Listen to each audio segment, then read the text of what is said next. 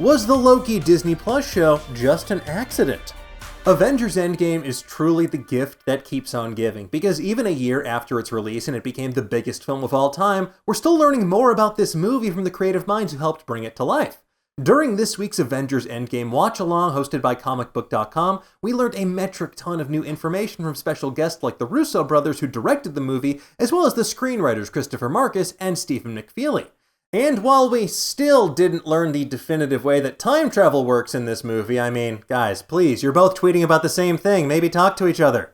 We did learn a juicy secret about everyone's favorite trickster god Loki, and how this ties into not only his past, but his future in the MCU as well. So what exactly did we learn? Do we need to put up a spoiler warning? You clicked this video, you've seen the movie, I hope. Even though Loki began his career in the MCU as a villain in 2011's Thor, thanks to the events of Thor Ragnarok, audiences were delighted to watch their fanfiction come to life as this greasy-haired bad boy went from a trickster mastermind to a full-on anti-hero fighting side by side with his brother Thor. Unfortunately, all that character growth was cut short when Thanos decided to give Loki the world's worst neck massage. Oh snap indeed. And in classic comic book fashion, Avengers Endgame proved that death is only as permanent as the writers need it to be, and we were all treated to a very welcome dose of Hiddles McGriddles in the form of an Avengers 1 era version of the Loki we know and love. Now, as you may remember from Endgame, the time-traveling Avengers need to grab the Space Stone and the Mind Stone during Loki's invasion of New York, as shown in the first Avengers film. However, while Captain America secures Loki's scepter with the Mind Stone, Tony Stark straight up beefs the heist of the Space Stone, aka the Tesseract. Not only do they not recover the Space Stone, but they essentially hand it over to the one person in the entire universe who should not have his hands on that kind of power, this unredeemed version of Loki, or past Loki as we're going to call him now.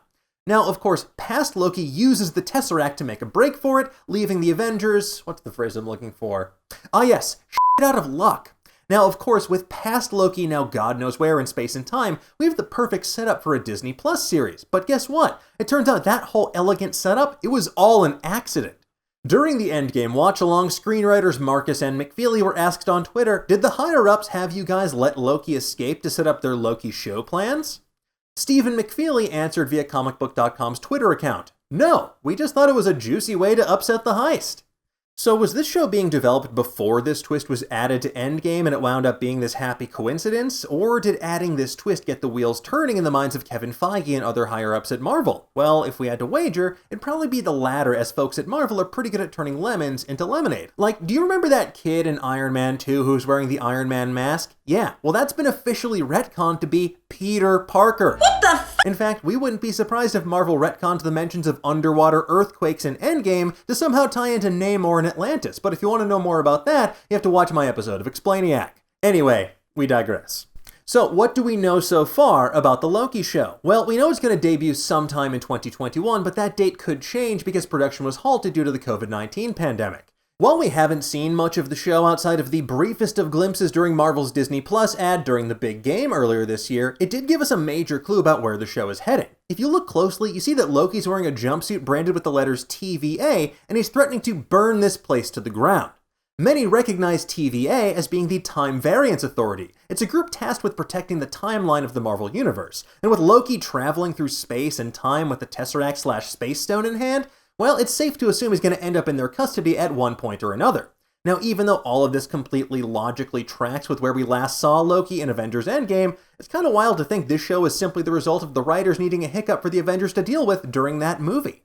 But if this means we're going to get even more of Marvel's resident bad boy, well, we'll take it. But in the meantime, tell me, what do you folks think? Are you excited for the Loki series? What do you want to see happen in this show? And which returning characters do you want to show up in Loki? Let's discuss. Thank you so much for watching. If you enjoyed this video, please consider liking and subscribing to our channel. If you want to get notified every time we go live with a new show or drop a new video, hit that little bell down below. That way you're going to be up to date on all the latest news, theories, and rumors in the pop culture world. In the meantime, stay safe, be healthy, and have a great day. Bye-bye.